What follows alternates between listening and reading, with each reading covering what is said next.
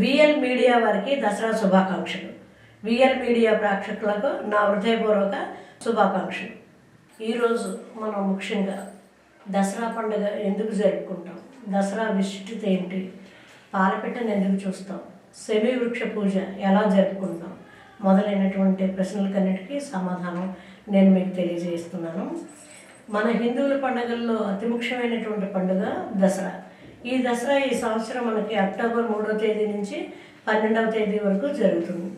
ఆశ్వీజ శుద్ధ పాడ్యమి నుండి దసరా నవరాత్రులు మొదలు పెడతారు. నవరాత్రులు అంటే 9 రాత్రులు కాబట్టి దీన్ని నవరాత్రులు అంటారు. ఆశ్వీజ మాసంలో శరదృతువు వస్తుంది. శరదృతువు వచ్చే కాలంలో వచ్చే పండగ కాబట్టి దీన్ని శరన్నవరాత్రులు అని అంటారు. శరన్నవరాత్రులు అంటే శరదృతువుకి సంబంధించిన నవరాత్రులు అని అర్థం. ఇది 9 రోజుల పండుగ. ఈ 9 రోజులు మనం దుర్గాదేవిని పూజించి ఆ అమ్మ కృపకు పాత్రలు అవడం కోసం ఈ పండుగను ఎక్కువగా మనం జరుపుకుంటాం. దసరా అంటే విజయాన్ని సూచించే పండుగ కాబట్టి దీన్ని విజయదశమి అని కూడా అంటారు. ఈ 9 రోజుల్లోనూ ముఖ్యంగా మనం కలశ స్థాపన చేసుకొని 9 రోజులు అఖండ దీపారాధన చేసి అమ్మవారిని 9 రకాల అలంకరణలతో మనం పూజించుకుంటాం. ఈ 9 రాత్రుల్లో మనం అసలు పాలపిట్టను ఎందుకు చూస్తాం?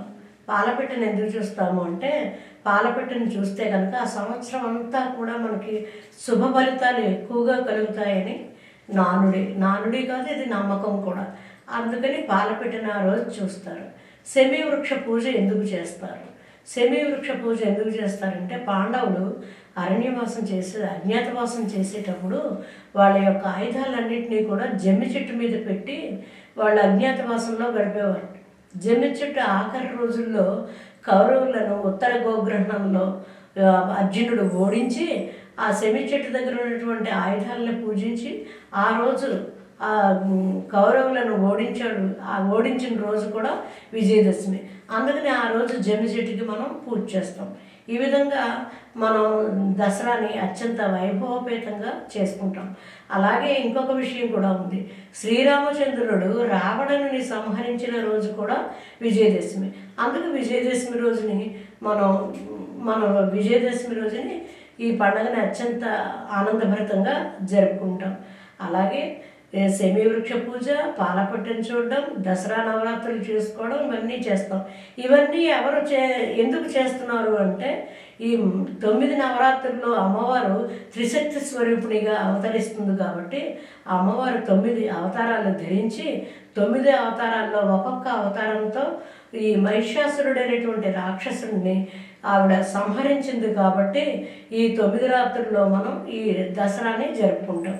ఈ 9 రోజులు 9 రాత్రులు ఆవిడ హోరాహోరీగా పోరాడి విజయదశమి రోజు దశమి రోజు ఆ మహిషాసురుడనే రాక్షసుడిని సంహరించింది. అందుకని ఆ రోజు విజయదశమి అని పేరు. ఎటువంటి కార్యక్రమం అయినా సరే ఆ రోజు మనం జరుపుకుంటే కనుక విజయాన్ని చేకూరుస్తారని ఒక ప్రతీక ఉంది.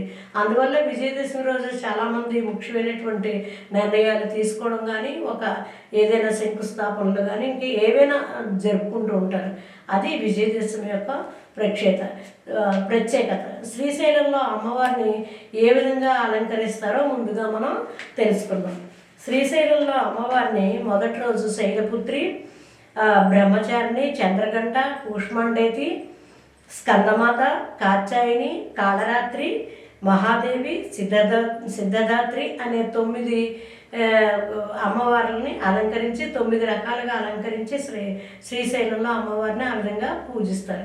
అలాగే విజయవాడ కనకదుర్గ గుడిలో అమ్మవారిని 9 అలంకారాలు ఏ రకంగా అలంకరణ చేస్తారో ముందుగా మనం తెలుసుకుందాం. ముందుగా బాల త్రిపుర సుందరిగా ఆవిడని ముందు అలంకరిస్తారు. తర్వాత గాయత్రి మాత, అన్నపూర్ణాదేవి, లలితా త్రిపుర సుందరి, మహాచండి, మహాలక్ష్మి, మహాగౌరి, సరస్వతి, దుర్గాదేవి, మహిషాసురమర్దిని ఇలా ఈ 9 అవతారాల్లో అమ్మవారిని అలంకరించి ఆ రోజు అమ్మవారికి రకరకాలుగా నైవేద్యాలు ఎవరికి తోచిన నైవేద్యాలు పెట్టుకుని ఆ విధంగా అమ్మవారిని అలంకరిస్తారు. మూలా నక్షత్రం రోజు సరస్వతి పూజ జరిగిన రోజు మూలా నక్షత్రంతో పెట్టుకుని అమ్మవారిని కొంతమంది 3 రోజులే పూజ చేస్తారు. సరస్వతి రోజు పిల్లలందరి చేత కూడా పుస్తకాలకు పూజ చేయిస్తే చదువు బాగా వస్తుందని ఒక నానుడి. అలాగే ఇంట్లో మన అందరం కూడా అమ్మవారిని పూజ చేసుకునేటప్పుడు లలిత సహస్రనామం కానీ, అష్టోత్తరంతో కానీ, ఖడ్గమాల ఇలా ఇత్యాదైనటువంటి అష్టోత్తర శతనామాలతో పూజ చేసుకోవచ్చు.